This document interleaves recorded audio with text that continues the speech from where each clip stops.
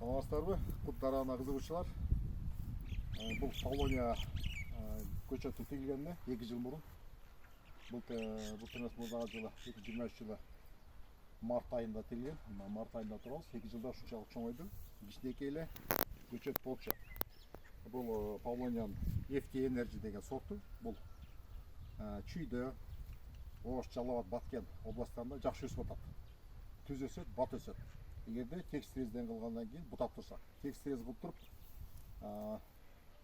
бутабай койсок, анда бул декоративный өсүп калат. Азыр бул декоративный өсүп калган. Мен атайын былтыр текстирез кылган эмесмин, себеби мен 8 метрден кем эмес өстүрөм деп. Мында текстирез көрсөтпөй, текстирез көрсөңүз мына болот. Текстирезди канча керек жерге жакыныраак кырка бересиздер. Bunu korkpay эле кыркыш керек, көпчүлүк баягы билбеген.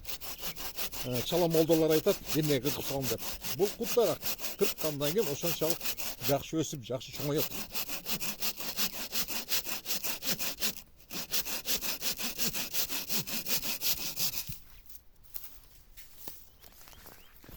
Мына көрдүңүздөр, кыркып койдум.